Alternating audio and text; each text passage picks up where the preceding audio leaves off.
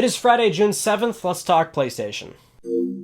Okay, everyone, as always, we will start with that PlayStation Plus Instant Game Collection reminder. So for the month of June 2019, you are getting Sonic Mania and Borderlands: A Handsome Collection. You have until July, so go grab these games. And this is actually a good segue into our first news story about PlayStation Plus. Namely, there's a price increase in Japan and Europe, and it's pretty inconsistent. So depending on where you are, you may see an increase in the 1 or 3 month variants. The yearly subscription is staying the same, so this isn't too alarming, but Sony does this every so often with how the market goes and the value of the dollar, so just keep that in mind. You may be in an affected territory. Now, if you remember last week, we were talking about PS4 firmware 6.70, and it didn't do anything major, just that system improvement. Well, now we've got 6.71, and same thing, system improvement. Now, that's an optional firmware. You don't have to download that right now. However, Sony is doing a preview program for the next major firmware that will actually give us a feature, and that is namely that they're going to be increasing party chat from 8 to 16 players. So the last few firmwares, Sony's been doing this preview program where you can voluntarily sign up to beta test it, and so what they're doing right now is testing the 16-player party chat, but also improving the audio quality of these chats, and just a general improvement of network stability, which is good. At least we've got something to say in terms of PS4 firmwares. I always have said for a while now, I think our major features are really done with PS4, so it's nice to see we're getting something, albeit I think this is going to affect a small group of people that actually want to talk beyond 8 players, but hey, it's a feature nonetheless. Now, moving on, if anybody follows Apple news, you may have seen this past week that during Apple's WWDC, they announced official DualShock 4 support on iOS 13, so once that software actually drops, we'll have true connectivity with iPhone and DualShock 4, which is good because we have remote play on iPhone, which we've had for a month and a half now, maybe 2 months. I don't even remember when remote play dropped on iOS, but that's good because there was always this really weird workaround to get a DualShock 4 to work on that remote play app, but now it's good that it'll actually work in an official capacity, and it could even work outside of remote play as well. So if you are into playing some iPhone games, you can actually use DualShock 4. This is also for iPads. It's also going to be for Apple TV, so if you like using DualShock 4 controllers outside of your PlayStation 4, that's just another area where you can use it. Now, consider this one the end of an era, but Naughty Dog this past week announced Uncharted 2, 3, and The Last of Us multiplayer will be ending September 3rd, 2019. So there's an official deadline for these servers. Go back and play these games if you haven't yet, or if you have some trophies you want to finish or something like that. That's always a big deal in the trophy hunting community, is that when these games lose their server support, a lot of them become impossible to platinum. I know that's going to be the case for Uncharted 2 and The Last of Us. I don't know if 3 had any required trophies. No, the DLC trophies don't require those for the platinum, but again, you just want to find a boosting partner or something if you've got anything left over that you want to go back, or just play the game for fun. Naughty Dog did also say that they will make the DLC for all these games available for free as a form of goodwill, so that's awesome, but we've got an official date on some major old PlayStation 3 titles. RIP. Now, another actual Uncharted piece of news that came out was about the Uncharted movie, and we actually have a date. So Sony actually said that this movie is going to be coming out December 18th, 2020. So that's over a year from now, and take that with a very small grain of salt. The movie industry is a lot different than how the games industry has been the past, 3-4 years now, in that movie studios, they announced specific dates upwards of a decade in advance when it comes to their movies, and they're constantly moving them around, so I would not care about this news at all up until it's being reported that the movie's actually going into production. So take that for what it is, but Sony's saying that they're aiming for this movie to come out, again, with Tom Holland playing as a young Nathan Drake. They've still got their director, I believe, so nothing's actually moved around there, but they have it set for December 18th, 2020. So I'm only including this one because, we got to give the PlayStation Vita some love on this channel every now and again. That's just how we do it here. But as a reminder, Limited Run Games will be at E3 this year. They're holding a conference June 10th, and they'll be announcing close to 50 games. Again, Limited Run Games is a small company that will release usually smaller scale, independent, or digital-only titles to a physical release, and they'll do it in a limited run, say from 3,000, 5,000, upwards of 10,000 copies. So you kind of have to be quick on the site sometimes, depending on how much people want the particular game. But they've been releasing Vita games for how long now? Well after the platform has been considered irrelevant, and now Sony stopping production and everything. But they've said that they've still got Vita games coming into 2020, so that's incredible. I love these guys, and if you're still into getting some boxed Vita games, brand new Vita games, mind you, not brand new certainly, but they're getting boxed editions. Keep on the lookout for that, because that's going to be pretty dope. And they're also going to be announcing the very last Vita game, and I think that's going to be a highly sought after game depending on what it is. So one big piece of news that broke out this past week was how Bungie was going to be handling Destiny 2 moving forward, and they're going to be making the game free to play, calling it Destiny 2 New Light. They showed off the new expansion Shadowkeep. They announced that they're not doing any more exclusive content, and that refers directly to the PS4 version. Now, Bungie's not with Activision anymore, so they can do whatever they want. They're outside of those publisher deals where they could, potentially have to be doing something with a console manufacturer, so you're not going to see any more of that. But they also showed off the, game being on Google Stadia, so Google's also simultaneously announcing their game lineup and their pricing and their whole thing. We'll get to that in a second in our news story after this. But one thing they also announced was cross-save functionality. So the game would have character transfers for PC, Xbox One, Google Stadia, and it said, upon approval from Sony, possibly PlayStation 4.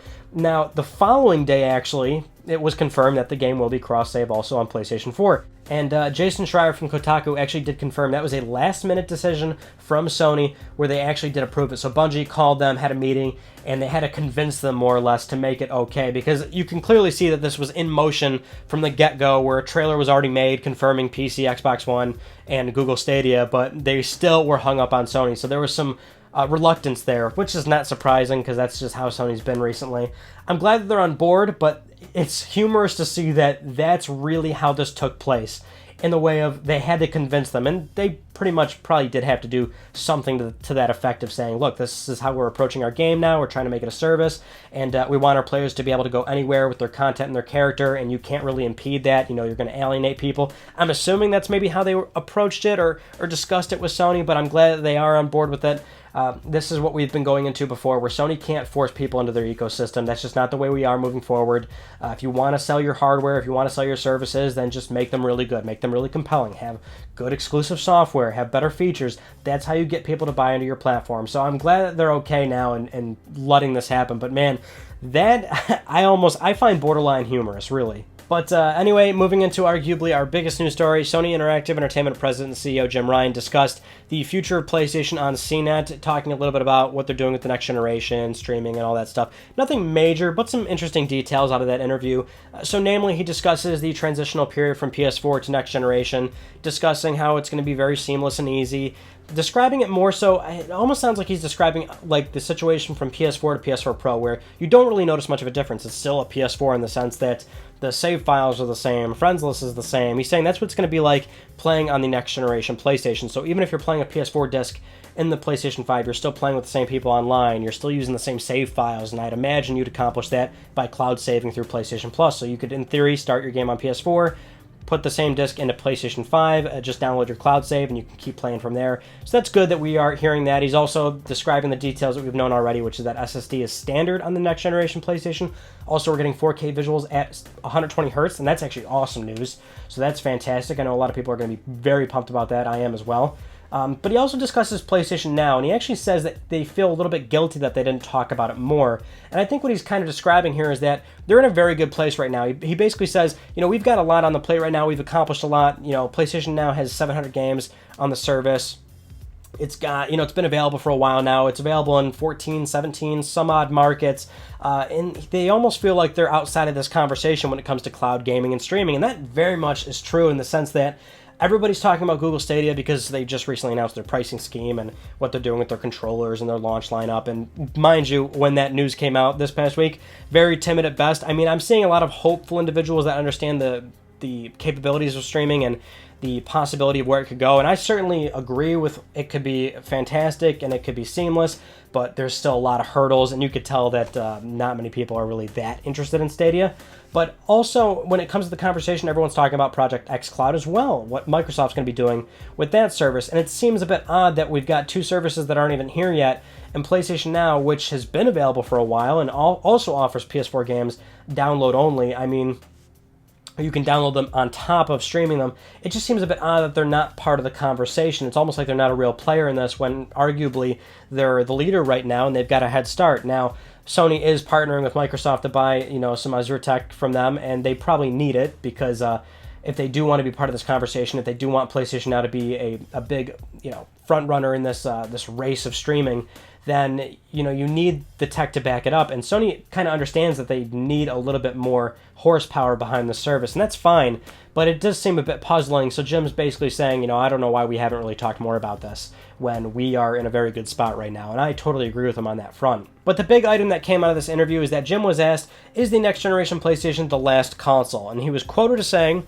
what I think is I actually don't know. I've been around a while, and I sat there in 2012 and listened to all sorts of smart people tell me about mobile, and that PlayStation 4 was going to be the most terrible failure ever. The logic was actually hard to fault, but we believed in that product then, we believe in the next generation product now.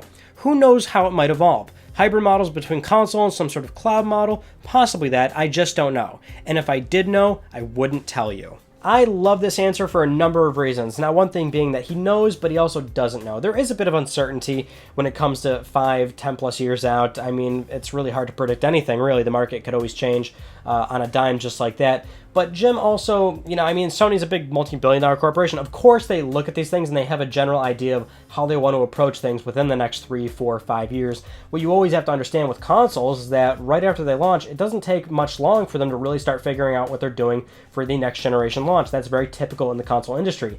When the PS4 came out, PS5 started in 2014 at the earliest of what we know so far, and that's always been the case with pretty much every console manufacturer. So when PlayStation 5 launches in late 2020, it's really only going to take until 2021, maybe even going into 2022, where it's going to be discussed how they should approach the next generation. And I don't know, maybe it's just me, but I feel like this thing is for sure going to sell quite well. I mean, there's still a lot of details we don't know, and the big one being price, availability of the hardware, and yes, everybody's talking about streaming and digital goods, but we're at 96 million PS4s. We're going to go well over 100. The system's probably going to sell over 120 million in its lifetime. Nintendo Switch still doing extremely well, and Nintendo's going to be probably in hardware for a very, very, very long time, because that's just what they do, because they're always doing something a little bit different, and so they've always got their place in the games industry. But I think it's just going to take much longer than people think for traditional hardware to be out the door. And Jim's really approaching this, I think, in the best way possible, where he just toyfully says, oh, well, it could be like a hybrid model.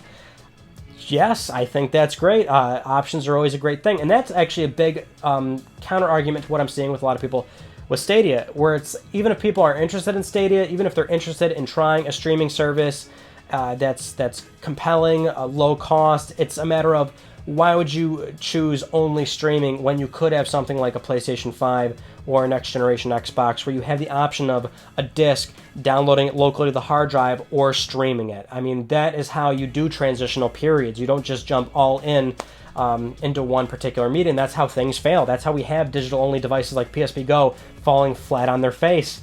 That's how streaming services 10 years ago fell flat on their face. Now, sure, they were way ahead of their time, but you can't just go all in. You've got to have this transition, and I think that's what's great about what Sony's doing with the next generation PlayStation so far, is that they keep talking about it's going to be very easy to move forward. You can it's going to feel like you didn't leave the previous generation, and I think that's the best way to move consumers. One last detail he shared out of this interview was that they're never going to walk away from narrative-driven games. He basically said that, yes, we've had fantastic success with these, and there's certainly, markets for games as a service and doing free-to-play and all that stuff, but they've once again doubled down on their commitment to single-player narrative-driven games. So if you had any fears that they would stop that, not that you would, based on the lineup in the past how many years of Sony's first-party studios, but they're never going to walk away from those games.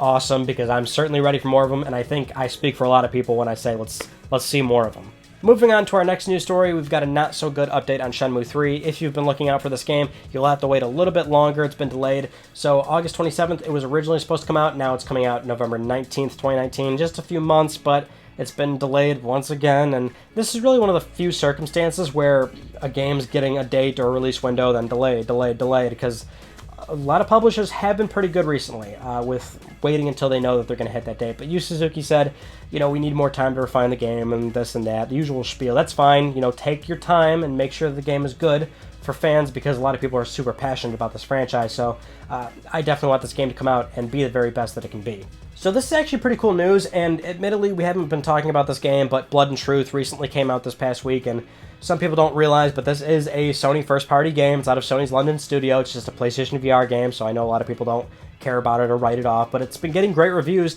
and for the first time ever on the UK sales chart, it topped #1. A VR game topped #1, so that's fantastic. That's great to hear. that VR is actually kicking off in some way, shape, or form, that it's actually beating traditional games for that sales week, so that's awesome to see. And yeah, it looks like the game actually is getting a lot of attention, so it's great that it's being well received. It does look very good. I don't have time to play it, unfortunately. I don't even have it. I gotta go out and buy it at some point, but there's actually a lot of VR games I gotta get to, but it's what I've been saying for a while with VR games, where it's like, I really gotta be in the mood to play because it's such a hassle to drag out and shit like that. I can't wait for a wireless VR headset, but fantastic news for Sony's London studio. Looks like they may actually be doing more VR content in the future. And Blood Truth is interesting because it's one of many examples where Sony takes a demo and turns it into a real game. And with Blood and Truth, it was actually a demo, then a demo reel into PlayStation VR Worlds with other demos, and then, oh no, wait, let's give it its own actual game with an actual storyline and things like that. So, very cool history for that game, and it's great to see that it's doing so well. So once again, we've got another Jason Schreier tweet to speculate about, and as a quick reminder, Jason Schreier from Kotaku is well known in the games industry. He has a lot of industry contacts, so he's always usually got a good inside scoop of what's going on. So in a Twitter conversation, somebody was asking about a bunch of games that are potentially going to release in 2020, and Jason responded to that saying that yes, from what I've heard, all those games will come out in 2020. One of those games was Ghost of Tsushima, so now we've got a good idea of what the timeline looks like here, which is that we're getting Death Stranding in November. The Last of Us Part 2 was rumored to be coming out this year, but was internally delayed to 2020 in the early section of it. So we can expect that January, February, possibly, maybe March, but, you know, certainly within the first 3 months, possibly, of 2020, which is cool. But Ghost of Tsushima, I was always pegging it to be around, like, fall or, you know, holiday season for, like, close to PlayStation 5. And I think Ghost of Tsushima will be our last major PS4 exclusive. Sony does that a lot. They always have one major exclusive that releases really close to their next generation platform. They've done that with like God of War 2 with the PlayStation 3. They did it with Last of Us, Beyond Two Souls with the PlayStation 3 to PlayStation 4. So this isn't uncommon. Ghost of Tsushima will also probably have a PS5 version at some point. I don't know if that'll be day and date or if it will be something that will come, you know, 6 months to a year after. You can expect that for most major, you know, PS4 exclusives that are coming out recently, like Death Stranding or The Last of Us Part 2. I'm sure those will get native PS5 versions as well with a bumped up resolution, frame rate, and, you know, possibly other extra goodies or anything. But looks like that might be our current release slate. And if true, I think it looks very good. Just like Let's Talk Plus, the weekly Let's Talk PlayStation giveaway, where one of you could win a $10 PSN code. That was a good transition. We haven't done a transition that smooth in quite a while. But I would like to congratulate Rashid Malki. You have won a $10 PSN code. I'll be contacting you very soon via email or Twitter, so be on the lookout for that. Now, if you would like to win a $10 PSN code, it is so simple. Follow the link down below to the Gleam website. Supporting the channel a number of ways can gain you an entry, and we do this every single week on Let's Talk Plus. Let me pay for your games. Now you stop right there because we have another giveaway winner to announce. If you remember a month ago, I did a giveaway, or I did a video about some PS4 accessories that I bought from eBay, and at the end of that video, my fantastic idea was, well, I don't want any of this crap, so I'll give it away, and we have a giveaway winner for that, and the winner to that contest, because it just ended recently, is Ryan Darks. I think that's how you pronounce your last name, but you have won some cheap eBay accessories and my spare Dualshock 4 that I had to mess with in order to test those accessories. So I'll be contacting you very soon. You'll have to send me your address. If you don't do that within about a week or so, I will have to try and pick somebody else because, you know, I got to ship these things out and stuff. So just keep that in mind. We'll try to do more giveaways on the channel, not just the $10 PSN codes, but yeah, I wasn't about to keep that stuff. Better to just give that away. And you know, that's pretty much it. Those are all the news stories I want to talk about with you guys. Now, if you didn't see on Tuesday, our video was about some PlayStation failures. So things like PlayStation Move on PS3, PlayStation All-Stars, the PlayStation Classic. Why did these three products from Sony fail, not do nearly as well as, you know, products from Nintendo, because that's kind of some pretty obvious parallels there. But it's a good retrospective, a good conversation. Go check that out if you haven't seen it already. And our Tuesday video is actually going to be a new eBay unboxing, which I know you guys love. Now, it's nothing crazy or random. It's actually something that's more for my personal collection, so it's more of just a traditional unboxing video. But I know you guys like those, so certainly go check that out this coming Tuesday. It's going to be very cool, I promise. You'll definitely get a kick out of it. And that's pretty much it. So that concludes this week's episode of Let's Talk PlayStation. I'm Ryan Badecki. Thank you all so much for talking with me. And as always, I will see you all next Friday.